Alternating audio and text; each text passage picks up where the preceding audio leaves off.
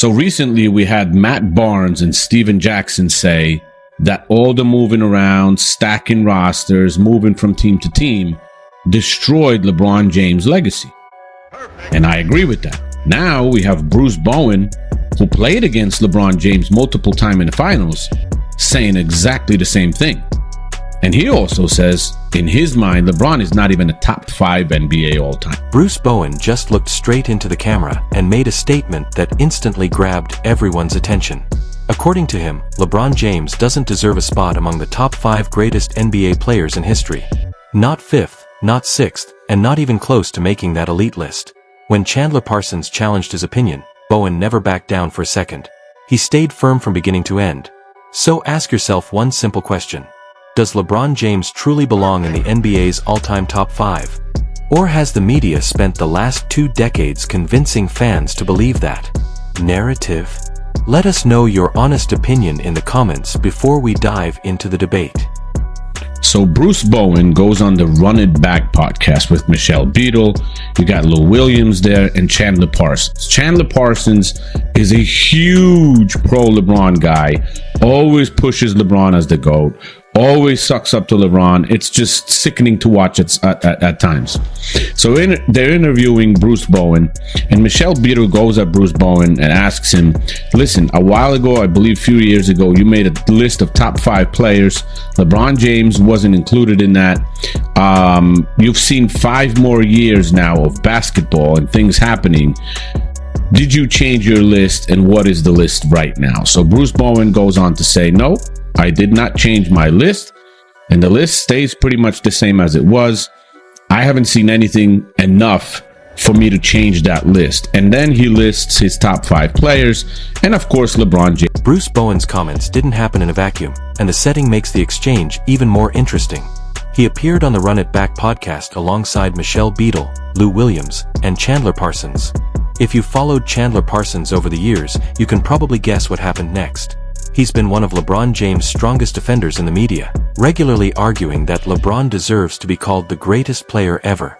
No matter the topic, Parsons often finds himself backing LeBron's legacy in basketball debates. So when Bruce Bowen arrived and confidently shared his opinion, it was obvious Parsons wasn't going to let the statement slide without a challenge. The only problem was that Bowen never showed any hesitation. 2020, you had a list of best players, so it's been a minute, and I don't know if you've changed your list. Just to go back, top 5 all-time: MJ, Kobe, Duncan, Russell, Magic. You've seen 5 more years of play since then. Are you changing that list at all? No, not yet. Okay. I can't change it yet because, there is no championships just yet. Now, when the championship happen, now I can start doing that process of changing up stuff. Is LeBron not in that list? I didn't read LeBron on that No, he list. wasn't. Damn, bro. Michelle Beadle brought up a list Bruce Bowen had made years earlier ranking his 5 greatest NBA players of all time. Then she asked him a simple question. After 5 more years of watching the game, had anything changed? Bowen didn't hesitate. His answer was a firm no. He said he hadn't seen anything that made him rethink his rankings. Then he revealed the list once again. Michael Jordan, Kobe Bryant, Tim Duncan, Bill Russell, and Magic Johnson. 5 legendary names. LeBron James was nowhere to be found. Chandler Parsons looked genuinely stunned, while Bowen remained completely calm, cooler than the other side of the pillow, as he described himself, and carefully explained the reasoning behind his choice. This wasn't a random social media opinion or a headline designed to grab attention. Bruce Bowen speaks from first-hand experience at the highest level of basketball. He won 3 NBA championships with the San Antonio Spurs. He's recognized as one of the greatest perimeter defenders the league has ever seen. He battled LeBron James in the playoffs. He went head-to-head with Kobe Bryant during Kobe's prime. He also practiced every day alongside Tim Duncan, witnessing greatness up close. Few people have competed against so many all-time legends from such a unique perspective. So when Bowen says LeBron doesn't crack his personal top 5, it's not a casual remark or an uninformed opinion. It's a conclusion formed from years of competing against the very players he's evaluating on basketball's biggest stage.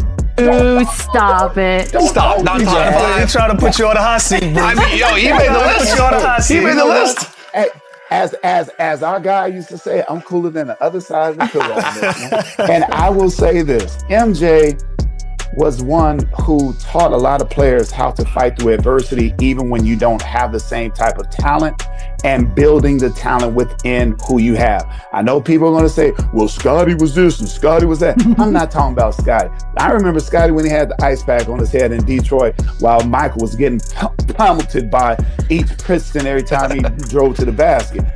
Now, with LeBron, he left Cleveland and got a... Now let's break down the argument Bruce Bowen actually made, because it deserves to be examined on its merits rather than brushed aside simply because it challenges a popular opinion. Instead of reacting to the conclusion, it's worth listening to the reasoning behind it.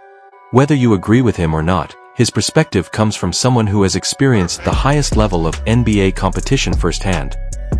Core of Bowen's reasoning was about adversity, how a player responds when things get hard.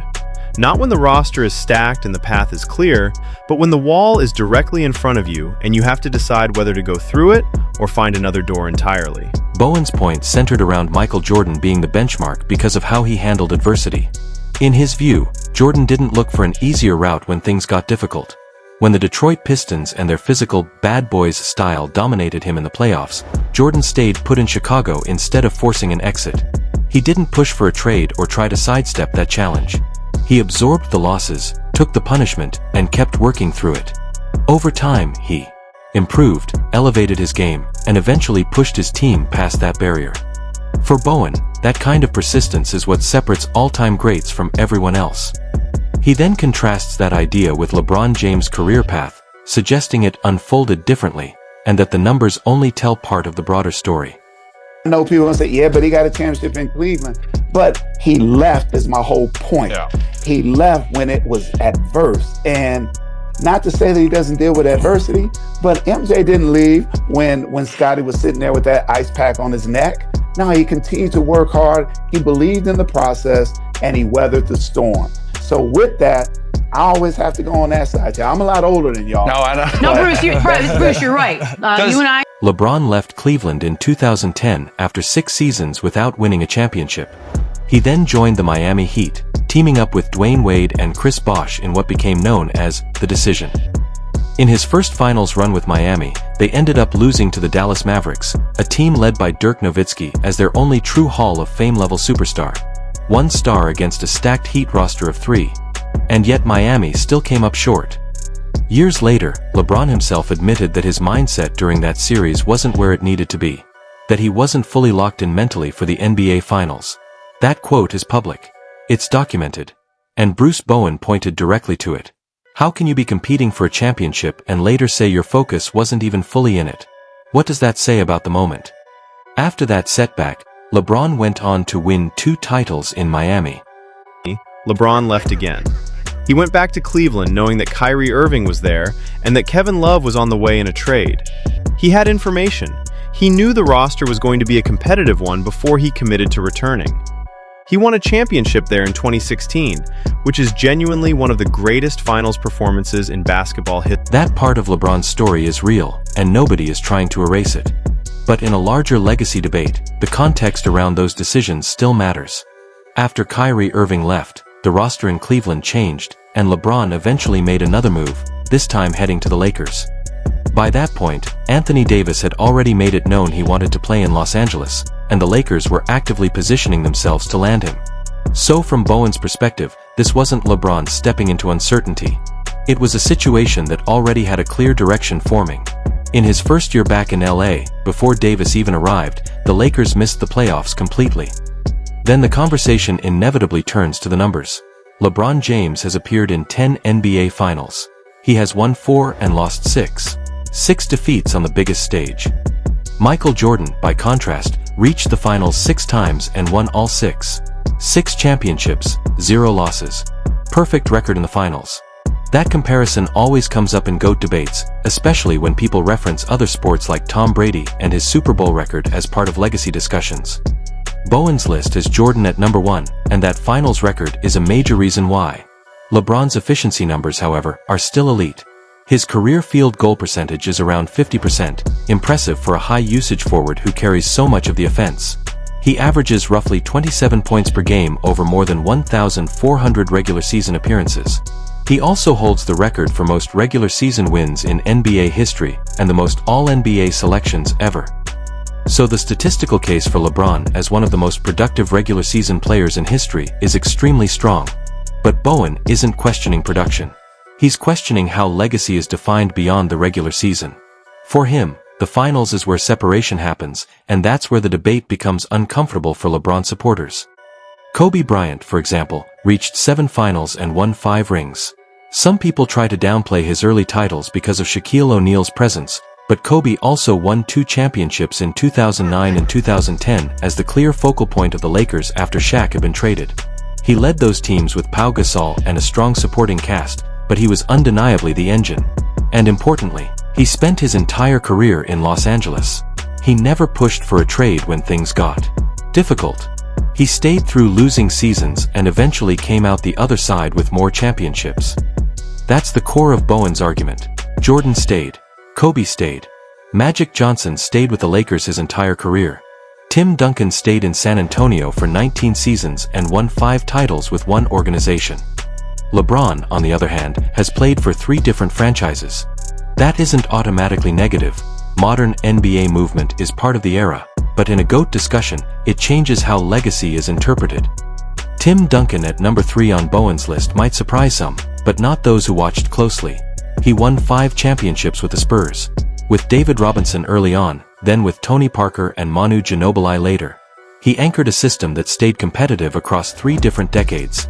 His advanced metrics place him among the most efficient big men ever, with a player efficiency rating around 24. He won 2 MVPs and could have easily added more in other seasons. And he never once left San Antonio or pushed for a new situation. Bill Russell, meanwhile, is often misunderstood by younger fans who never saw him play. But the record is undeniable. 11 championships in 13 seasons. The most in NBA history by a wide margin. He defined winning through defense and leadership in a way no one has matched over a sustained period. Even modern statistical models point to him as one of the most dominant defensive forces ever. His placement in a top 5 list is based on historical impact, not nostalgia. Magic Johnson completes Bowen's 5 championships, 3 MVPs, Rookie of the Year, and 3 Finals MVPs. He redefined what a point guard could be. He had legendary battles with Larry Bird and came out on top in multiple finals matchups. He stayed with the Lakers and consistently delivered when it mattered most. So Bowen's top 5 comes down to Jordan, Kobe, Duncan, Russell, and Magic. And from his perspective, none of those choices are random or controversial. Each one won multiple championships with a single franchise. Each one built a legacy rooted in sustained team continuity and championship execution. And in his view, that is what separates them in the all-time conversation.